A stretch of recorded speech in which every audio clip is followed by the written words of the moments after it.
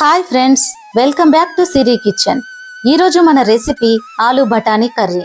మన ఇంటికి ఎవరైనా గెస్టులు వచ్చినప్పుడు గాని లేదా ఏదైనా స్పెషల్ అకేషన్స్ ఉన్నప్పుడు గాని ఈ ఆలు బఠానీ కర్రీ చేసి పెట్టామంటే చాలా బాగుంటుంది. ఈ ఆలు బఠానీ కర్రీ అన్నం, బగారా అన్నం, చపాతి, పూరి, పరాటా దేనిలోకైనా చాలా టేస్టీగా ఉంటుంది. ఇప్పుడు లేట్ చేయకుండా ఇక వీడియోలోకి వెళ్ళిపోదాం. దీనికోసం మనం ముందుగా టమాటా ప్యూరీని తయారు చేసుకోవాలి. ఇప్పుడు 2 టమాటాలను క్లీన్ చేసి ముక్కలుగా కట్ చేసి మిక్సీ జార్ లో వేసుకోవాలి. అదే విధంగా 4 పచ్చిమిర్చిని ఇలా క్లీన్ చేసి వేసుకోవాలి. ఇప్పుడు వీటిని గ్రైండ్ చేసుకోవాలి. చూడండి, ఈ విధంగా మెత్తగా గ్రైండ్ చేసి పక్కన పెట్టుకోవాలి. ఇప్పుడు 500 గ్రామ్స్ ఆలును తీసుకొని పీల్ చేసి ఇలా క్యూబ్స్ లాగా కట్ చేసుకోవాలి. చూడండి, నేను ఇలా పెద్ద పెద్ద క్యూబ్స్ లాగా కట్ చేసుకున్నాను. మీరు కూడా ఇలాగే కట్ చేసి పక్కన పెట్టుకోండి. ఇప్పుడు ఒక బౌల్లో 2 గ్లాసుల వాటర్ వేసి స్టవ్ ఆన్ చేసుకోవాలి. ఇందులో మనం ముందుగా కట్ చేసిన ఆలు పీసెస్ ను వేసుకోవాలి. అలాగే 1 కప్పు బఠానీలను కూడా వేసుకోవాలి. బఠానీలు వేసుకున్న తర్వాత 1/2 టీ స్పూన్ సాల్ట్ ను, 1 పించ్ పసుపును, 1 టీ స్పూన్ ఆయిల్ ను వేసుకోవాలి. ఇవి వేశాక ఒకసారి కలిపి ఉడికించుకోవాలి. ఇవి వేయడం వల్ల కర్రీకి మంచి రంగు, రుచి వస్తుంది. 10 నిమిషాల్లో ఆలు బఠానీ మంచిగా ఉడుకుతుంది. 10 నిమిషాలు అయ్యిందండి. ఇప్పుడు ఆలు బఠానీ ఎలా ఉడికిందో చూద్దాం. చూడండి, ఆలు ఇలా ఉడికింది. ఇలా ఉడికితే ఆలు కర్రీ పర్ఫెక్ట్ గా వస్తుంది.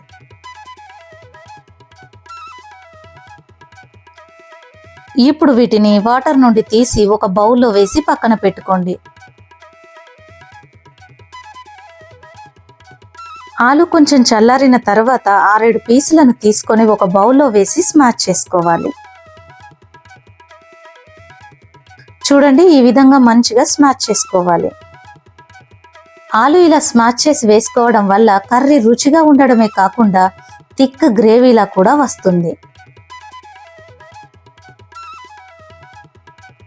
ఇప్పుడు స్టవ్ ఆన్ చేసి ఒక ప్యాన్ పెట్టుకొని ప్యాన్ కొంచెం వేడెక్కిన తర్వాత 5-6 టేబుల్ స్పూన్ల ఆయిల్ వేసుకోవాలి.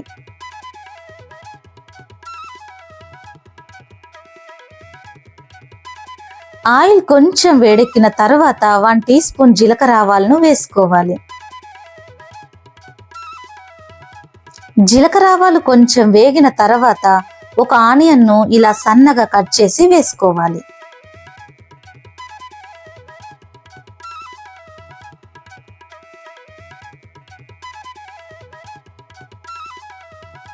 ఆనియన్స్ ఇలా వేగుతుండగానే 2 రెబ్బల కరివేపాకు వేసుకొని ఇలా మంచిగా వేయించుకోవాలి.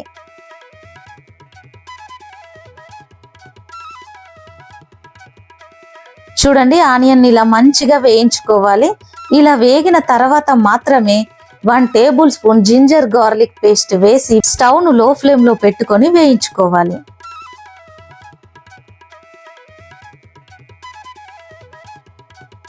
జింజర్ గార్లిక్ పేస్ట్ కొంచెం వేగిన తర్వాత 1/2 టీ స్పూన్ పసుపును, 1 టీ స్పూన్ ధనియా పౌడర్ను, 1/2 టీ స్పూన్ గరం మసాలాను, 1.5 టేబుల్ స్పూన్ కారమును,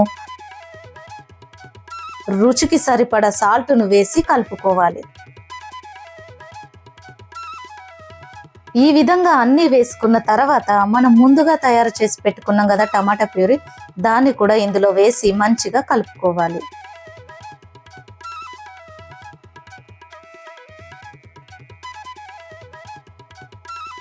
రెండు 3 నిమిషాల తర్వాత టమాటా ఆయిల్లో మంచిగా ఉడికి ఆయిల్ ఈ విధంగా పైకి తేలుతుంది.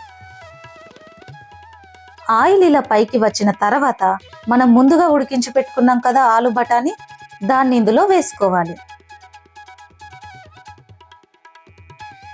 ఇలా వేసుకొని లో ఫ్లేమ్ లో 5 నిమిషాలు మంచిగా కలుపుకుంటూ వేయించుకోవాలి.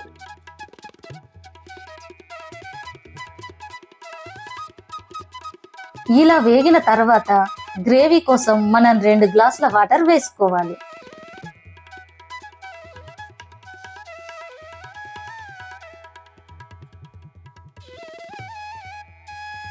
వాటర్ వేసుకున్న తర్వాత మనం ముందుగా స్మాష్ చేసి పెట్టుకున్నాం కదా ఆలు, దాన్ని ఇందులో వేసుకోవాలి.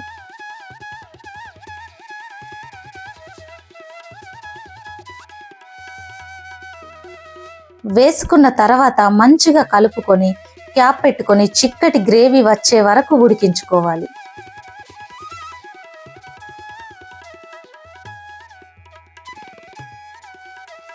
చూడండి, కర్రీని ఇలా చిక్కటి గ్రేవీగా ఉడికించుకోవాలి. కర్రీని ఇంతకన్నా ఎక్కువగా ఉడికించకూడదు. ఇంతకంటే ఎక్కువ ఉడికినట్టయితే చల్లారిన తర్వాత కొంచెం గట్టిగా అవుతుంది. సో కర్రీ ఈ కన్సిస్టెన్సీలో ఉడికించుకుంటే పర్ఫెక్ట్గా వస్తుంది. ఇప్పుడు గుప్పెడు కొత్తిమీరను తీసుకొని కర్రీ పైన చల్లుకొని కలుపుకొని స్టవ్ ఆఫ్ చేసుకోవాలి.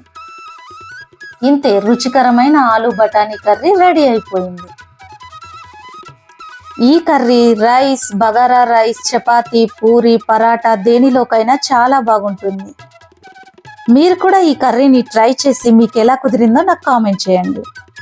ఈ వీడియోని లైక్ చేసి మీ ఫ్యామిలీ మెంబర్స్కి షేర్ చేయండి. ఇంతే ఫ్రెండ్స్, మరొక వీడియోతో మళ్ళీ కలుద్దాం.